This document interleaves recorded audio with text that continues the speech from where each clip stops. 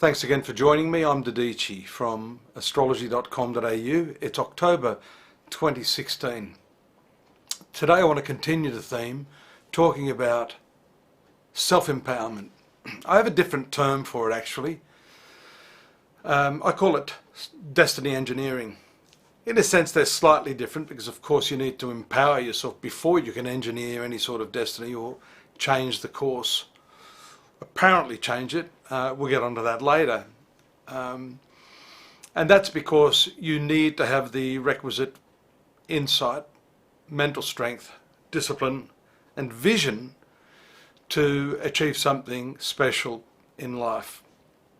If you're like most people, however, you'll be happy just to plod along and take what life dishes out, buffeted by the waves of destiny. There are four main points that I draw your attention to.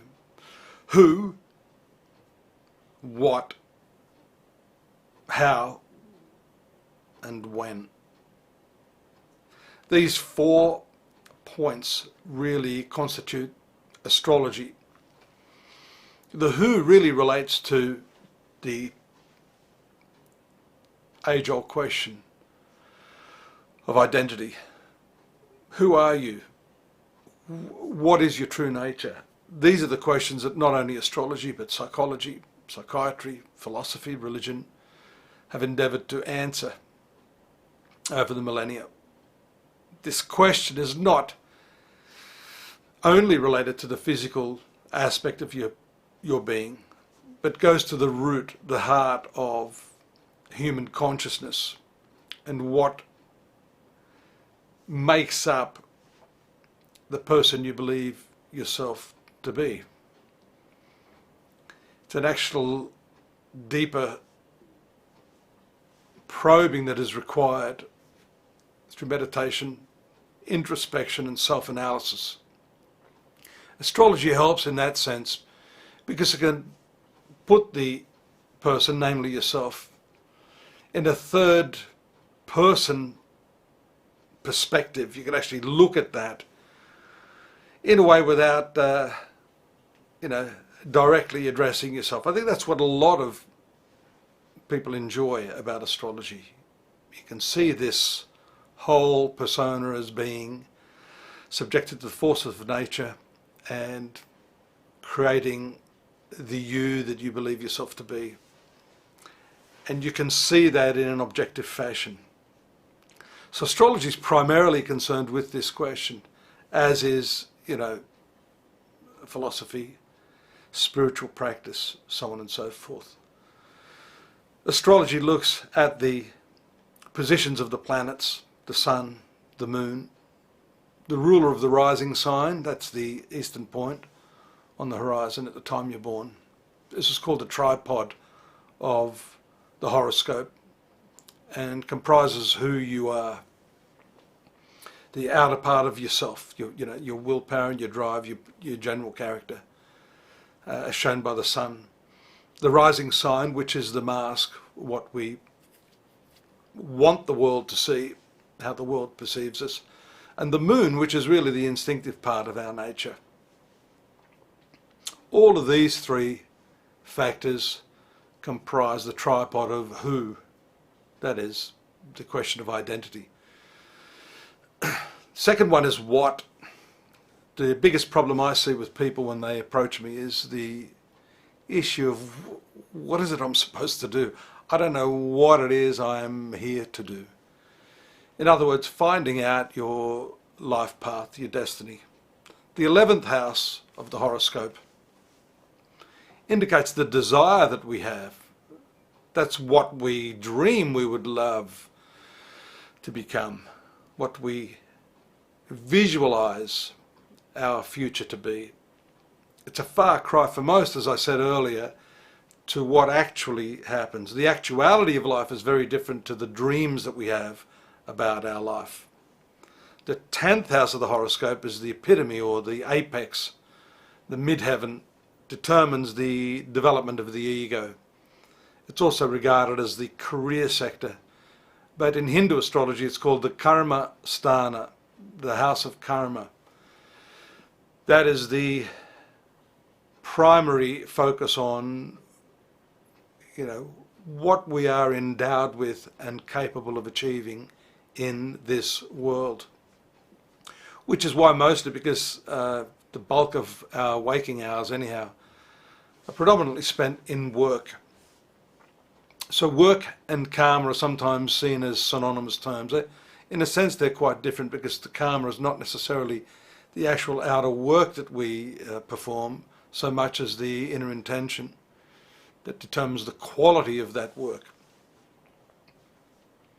The what is really what needs to be worked out. And to a large extent I've put them in this order, the who and the what. Because once you are determining and functioning in terms of what, and enjoying that, by the way, because it has a lot to do with the passion and the love you bring to the what, that will naturally ease you into the who. The who of your identity is really tied in with the expression of that through what you do, the what. The how is another interesting question. The what really is usually considered the objective, the goal, the ambition, the 11th house desire, what it is that you want to ultimately achieve in life. The how is the mechanism by which you get there. What are the methodologies, the systems, the technologies, the means, the rituals, the approach you take in your day-to-day life? This really encompasses the discipline of what it takes to get to the what. The what is X. X marks the spot. It really is, as Stephen Covey said, the end game. It is the end of your endeavours. So in his books and his methodologies, which I quite like, he speaks about beginning with the end. Really, once you know the what and you're focused on that, the how tends to, in a very mysterious way, start to unfold in an unusual fashion. Circumstances, the people, the methodologies that we talked about, that how falls in place. And of course, if you're approaching this what with a whole lot of love, as Led Zeppelin called it, you will pretty much be naturally gravitating towards that what. And of course the when is, as we define it in astrology, the transits, the progressions, the timing of when those likely things are going to happen, the timing of the obstructions, the obstacles in life, the timing of the opportunities. So this destiny engineering encompasses these four components, and knowing through the transits, through the lines of least resistance, through the tripod of the ascendant, the moon and the sun, who you are. The astrologer can bring that together with you and give you the means by which to achieve everything you dream of.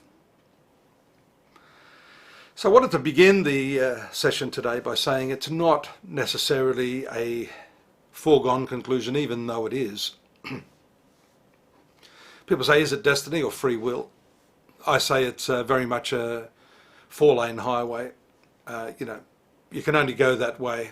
The lanes you choose are very much in your control, but the destination there is a very different thing. How does this destiny engineering help you then, if the outcome is predetermined?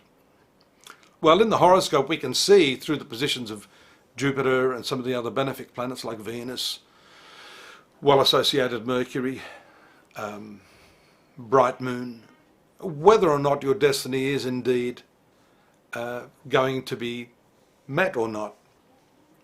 That brings into question such things as, and I've mentioned this before, two alcoholics. These are genetically hardwired predispositions. Why is it that one of these alcoholics kicks the bucket, the other gives up his habit, and goes on to lead a very productive life. That is due to the placement of these benefic planets that can augment your efforts towards that destiny or goal that you have in mind. So I invite you all, take advantage of this. I'm really excited about this new process. Well, it's not a new process, I guess you'd call it a new packaging, if you want to talk in terms of marketing. The manner in which this destiny engineering will be approached by me and my clients. I'm working with a few people now to help them in terms of determining the way they can move forward in their lives to eliminate these doubts and these obstacles in the best way possible, to achieve those 11th house goals, those dreams that they have in mind. And I invite you to do the same, and you can do so by clicking here on the button that will take you through to this area. An initial consultation is what I normally recommend. We can then get down to the business of looking at who you are, what it is you want to do, how you're going to go about it, and when that's likely to happen. So look forward to meeting you shortly. In the meantime, hang around. I'm going to get on to the 12 signs now. Take care. Thanks for hanging around. Bye-bye.